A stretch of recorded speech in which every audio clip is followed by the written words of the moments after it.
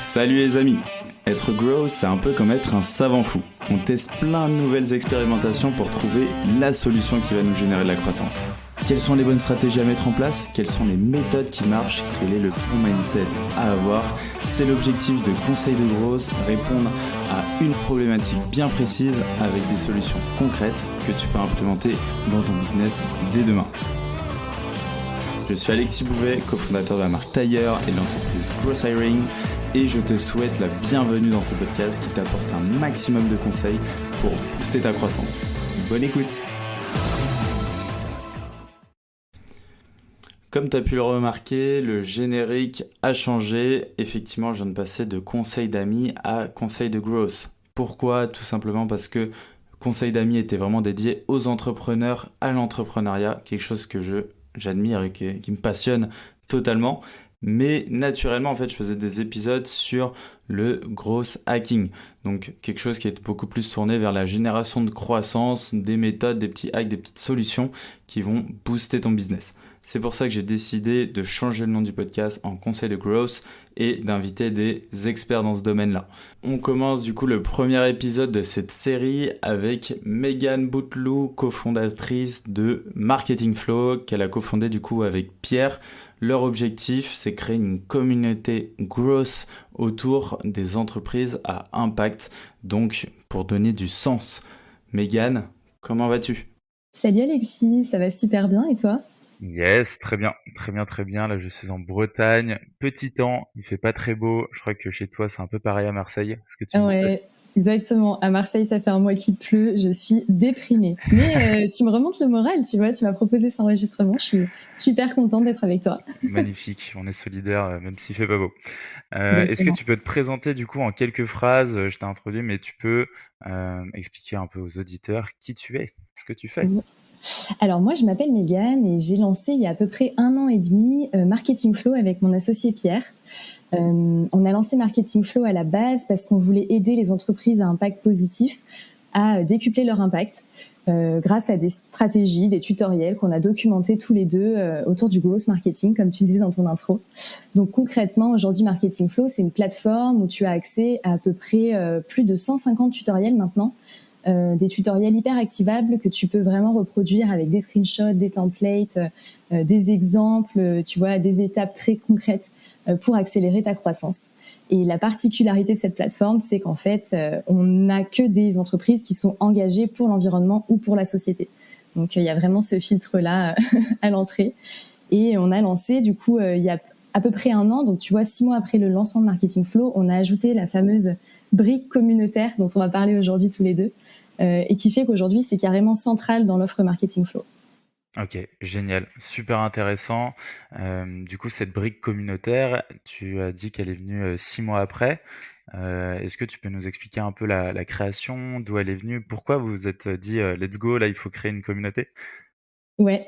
Alors en fait, à la base, Marketing Flow, c'était une newsletter payante. Donc tu payais 9 € par mois pour recevoir une stratégie par semaine qu'on documentait avec Pierre. Tu vois, on les testait sur nos clients en freelance et après on les documentait étape par étape et puis on t'envoyait ça par mail une fois par semaine.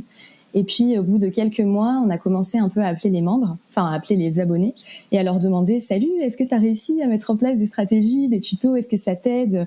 Et en fait, les retours étaient assez unanimes, tu vois, les gens étaient super contents et trouvaient que c'était top, mais ils avaient du mal à passer à l'action. Ils avaient du mal à les mettre en place parce qu'ils n'étaient pas sûrs de le faire correctement, parce que des fois ils avaient des questions, ils avaient besoin de retour en fait, et puis d'avoir une validation, je pense, extérieure, où on leur dit bah ouais, c'est comme ça qu'il faut faire, là c'est bien, voilà comment tu peux l'améliorer, etc. Et donc en fait on a commencé à identifier ce besoin. Donc tu vois, les gens nous ont pas dit je veux une communauté, Ouais. les gens nous ont dit j'ai besoin d'aide pour passer à l'action. Et donc nous on s'est dit bah ok, on va créer un espace d'entraide pour les abonnés, pour les membres de Marketing Flow, où ils vont pouvoir poser des questions. Et l'objectif, donc vraiment ça a été la première étape, c'est de définir l'objectif de la communauté, c'était de passer à l'action, enfin d'aider nos membres à passer à l'action. Et donc voilà un peu comment l'idée est venue. En premier, c'était ça, on a appelé les clients et puis c'est eux qui nous ont dit tout simplement qu'ils avaient besoin d'aide pour passer à l'action. Donc voilà comment l'idée a un peu germé dans notre esprit avec Pierre. Donc ça, c'était la première brique. Génial, d'où l'importance effectivement de demander toujours aux personnes qui t'entourent, aux abonnés, ce qu'ils en pensent et comment tu peux améliorer le service proposé. Ouais, Trop cool. carrément. Génial. Et quelles sont les étapes du coup pour passer d'une newsletter à la création d'une communauté? J'imagine que ça se fait pas du jour au lendemain. Quelles sont les étapes que tu as mises en place? Ouais, ça se fait pas du jour au lendemain, ça se fait même plutôt en 3-4 mois, pour être concrète. Bon, parce qu'en fait, on est passé à une communauté, mais ça a aussi été l'occasion de refondre toute la plateforme. Tu vois, on n'était plus sur newsletter, on est passé à une vraie plateforme où tu avais accès à tous les tutos et tout. Donc ça a pris du temps. Mais sur l'aspect communautaire, en fait, ça a vraiment été... Le tout premier truc qu'on a fait, c'est définir des critères d'entrée. Parce que je pense qu'une différence entre une audience et une communauté, c'est notamment ça, c'est le fait que tout le monde ne peut pas rentrer. C'est assez, une communauté, il y a des critères d'entrée, c'est des gens qui ont des valeurs communes, c'est des gens qui sont fiers d'appartenir à un groupe parce qu'ils s'y retrouvent, etc. Donc c'est important, je pense, en tout cas nous c'est ce qu'on a fait, de définir des critères d'entrée. Donc typiquement pour Marketing Flow, c'était, nous pour entrer dans la communauté, il faut être soit freelance, soit une agence, soit un fondateur, soit un responsable marketing, communication ou growth, et de travailler dans une entreprise qui a mis au centre de sa mission l'impact positif, c'est-à-dire le fait d'avoir un impact sur l'environnement ou sur la société. Donc on a vraiment mis des critères très concrets. C'est tu fais du bio, du made in France, du recyclé, tu valorises l'inclusion sociale, la diversité. Enfin, tu vois, on a vraiment mis des critères comme ça très concrets. Donc ça, je pense que c'était vraiment la première étape et c'est super important de vraiment se dire qui rentre dans la communauté et qui ne rentre pas. Ok. Pour garder en fait cet esprit safe space, tu vois, donc côté tu te sens bien dans la communauté, tu t'y retrouves et tu t'y reconnais. Et ensuite, l'étape d'après, ça a été, ok, on a nos critères, on sait que les gens, ils ont besoin d'aide pour passer à l'action.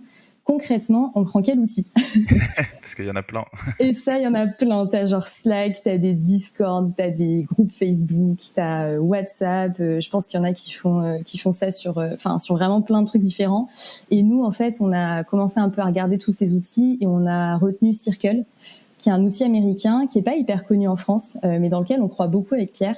Parce que c'est un outil ouf.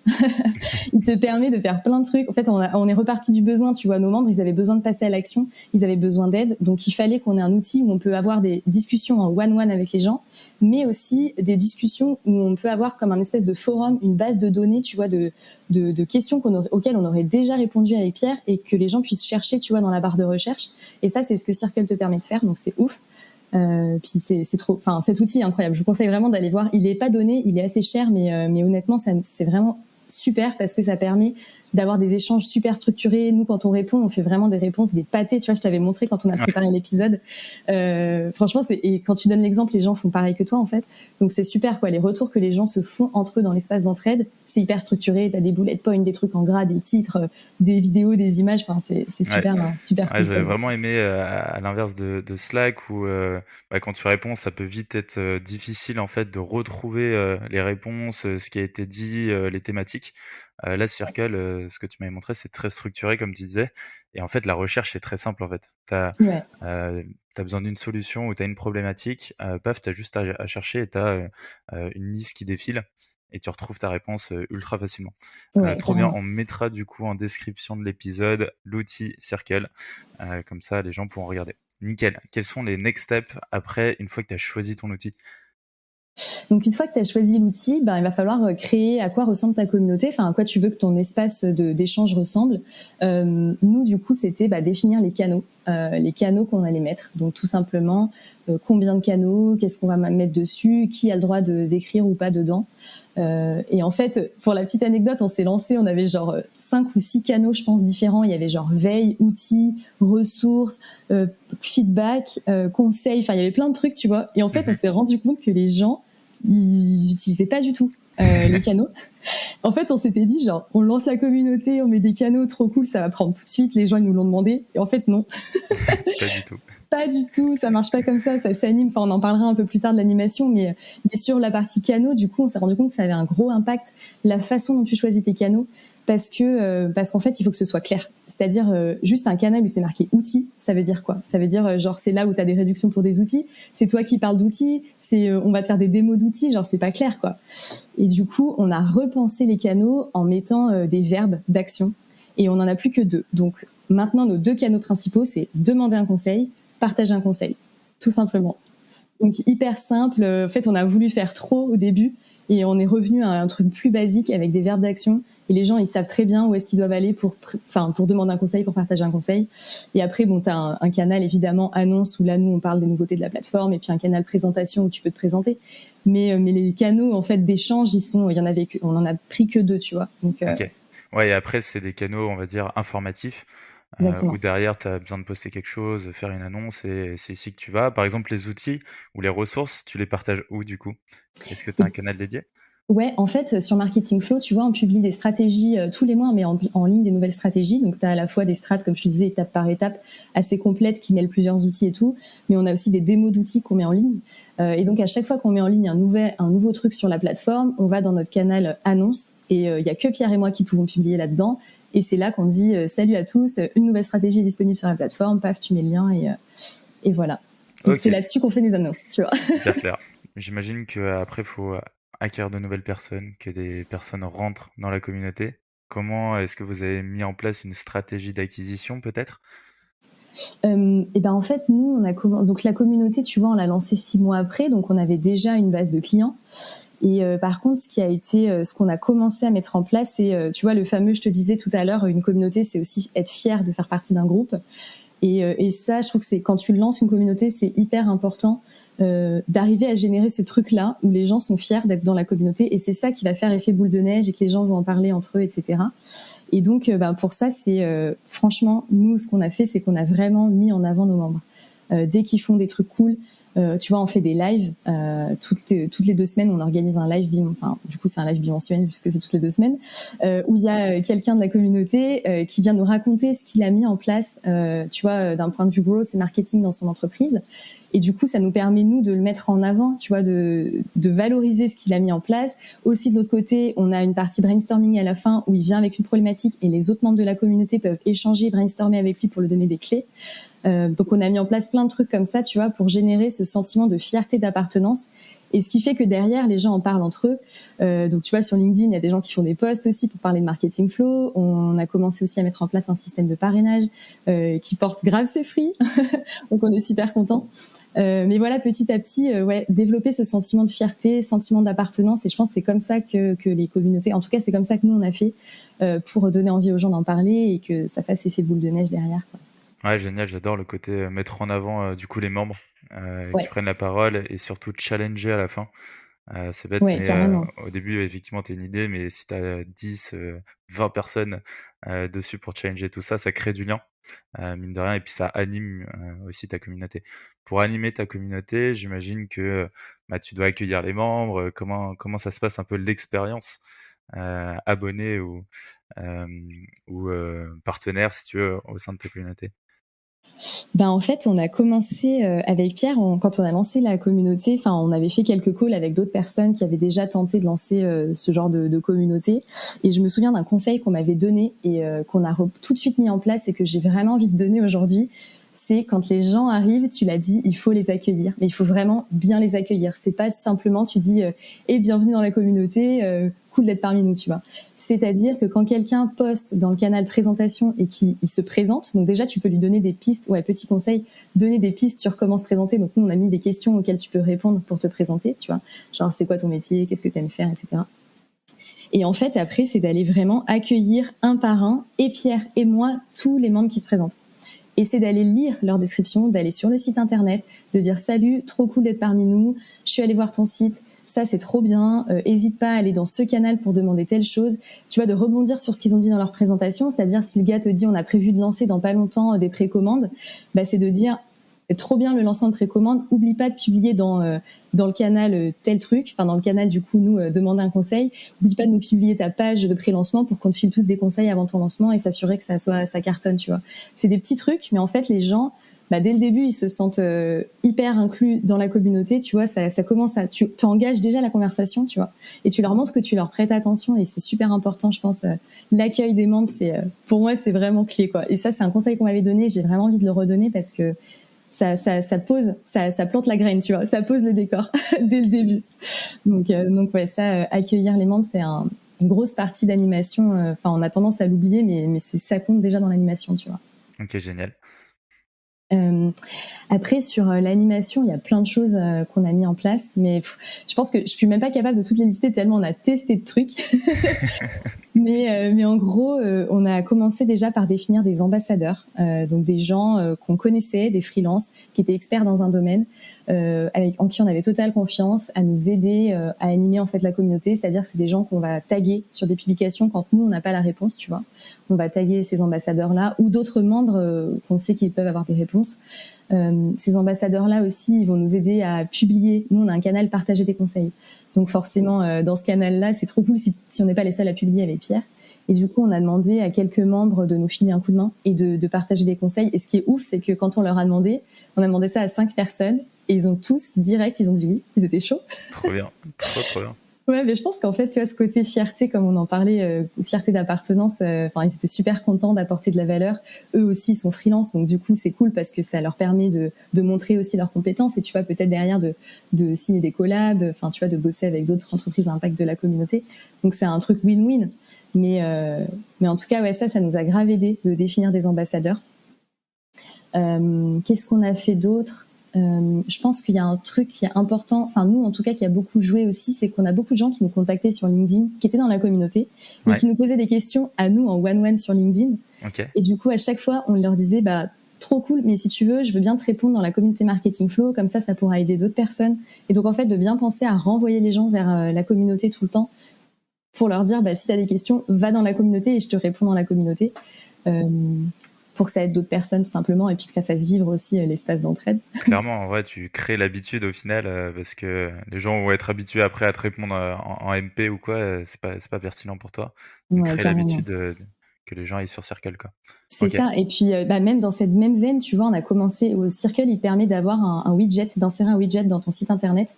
Et en fait, quand tu cliques dessus, ça fait un peu comme un onglet chat. Tu sais, en bas à droite, tu vois une bulle de discussion. Et quand tu cliques dessus, tu as embed dans un iframe. Tu vois la communauté avec les différents canaux. Donc ça, c'est trop cool. Ça nous permet... c'est ce qu'on a mis en place aussi pour nous assurer que les gens, quand ils sont sur la plateforme, qui lisent des tutos, ils pensent bien à aller dans l'espace d'entraide poser des questions, tu vois. Okay, donc ça, c'est cool. C'est un bon petit hack. Clairement.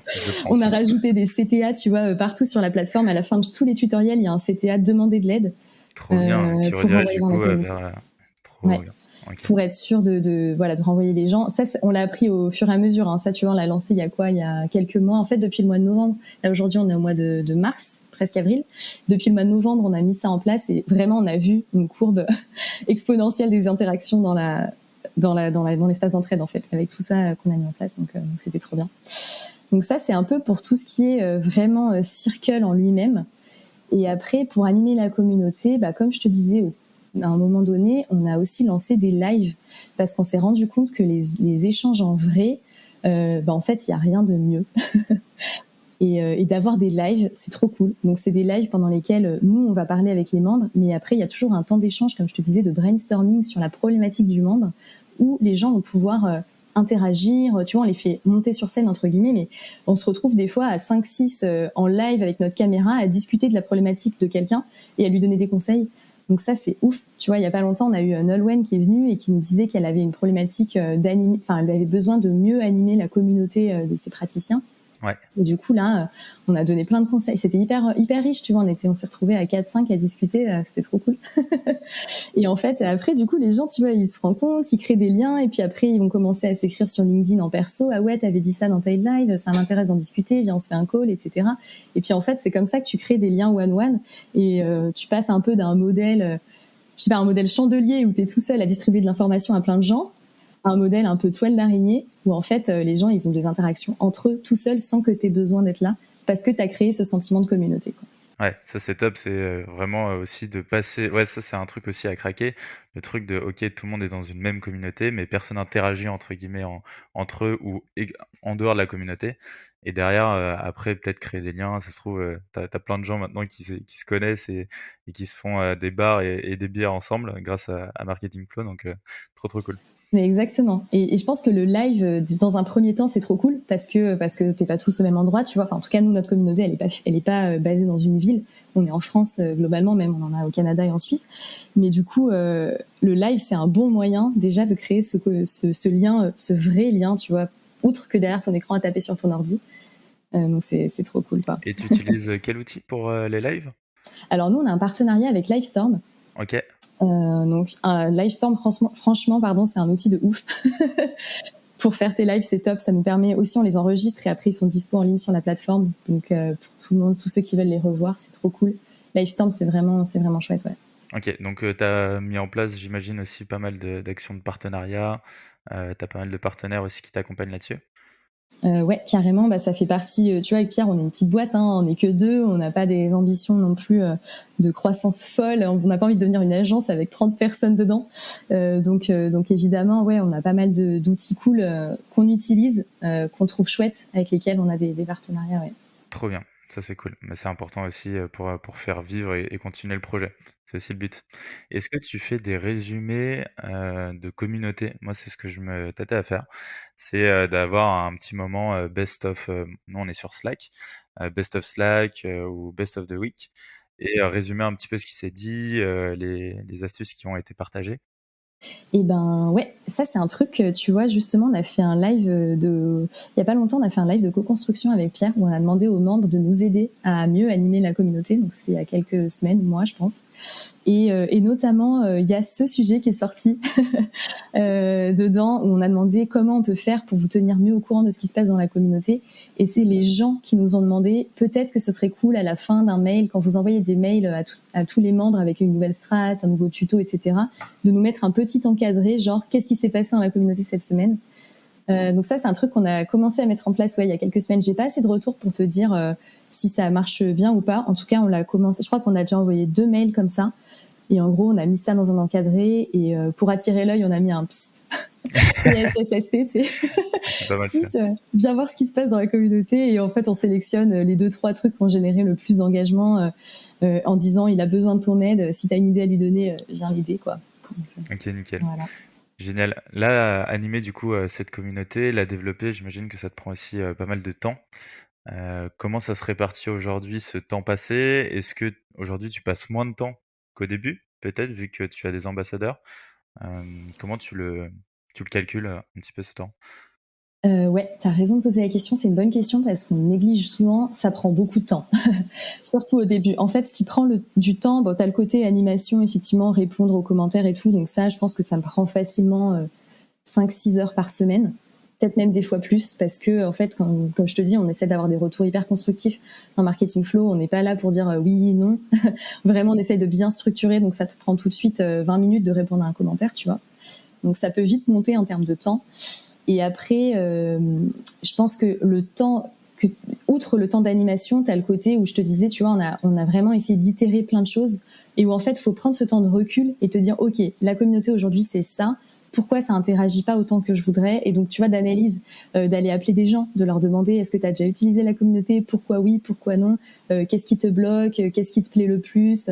Et donc, tu vois, ça prend, c'est difficile à calculer, mais je pense que tu peux rajouter facilement 1 ou 2 heures par semaine en plus, juste d'appeler les membres et d'essayer d'avoir des nouvelles idées. Donc le widget qu'on a installé, tu vois, ça c'est un truc dont on s'est rendu compte plus tard. On a aussi mis en place des tags où en fait on va taguer chaque membre si c'est une agence, un freelance, un fondateur, un responsable marketing.